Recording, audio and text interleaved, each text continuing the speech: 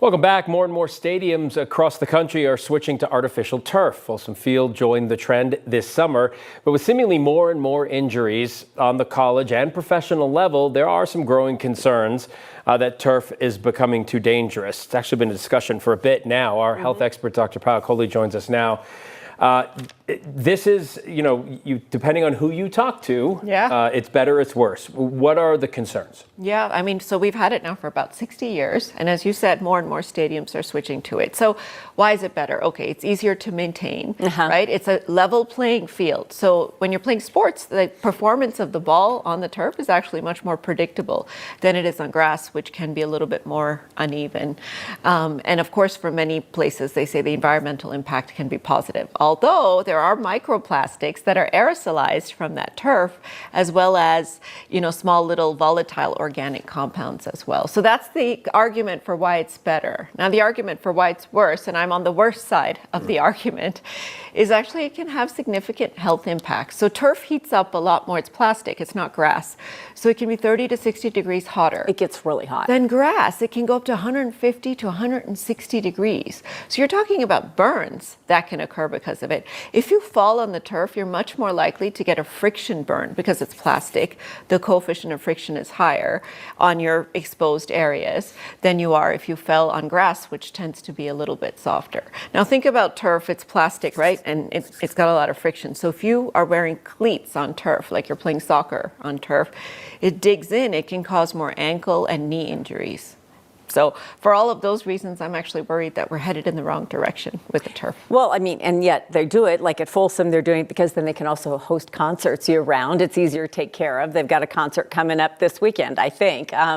But you think about players like a knee injury or something like that, the recovery is never guaranteed that you're going to come back. No, and in fact, they did a study in the NFL in 2024 looking at turf injuries versus non-turf.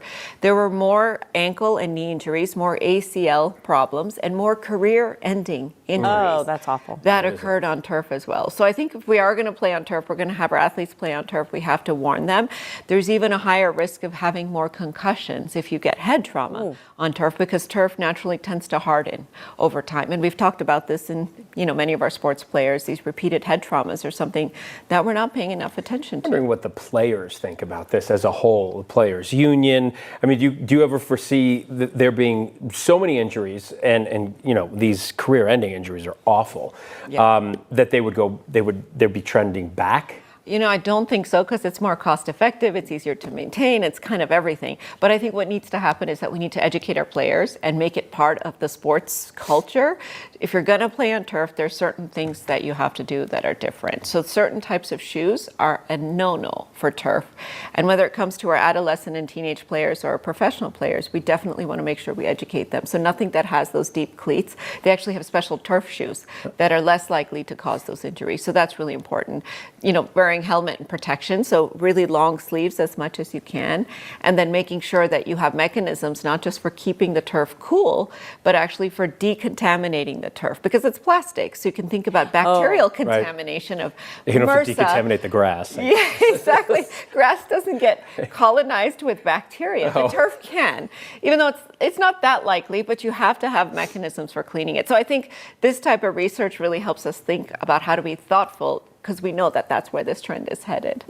And then when it gets wet, and then even when the fans rush the field, like last week on Saturday, someone that shall go no unnamed at 9 News was part of it and slipped and fell. Yeah. Because it's wet. Yeah. So, if you're going to if you're not used to playing on it or walking on it, you'll slip on it. What I'm thinking about are the dogs that pee on it.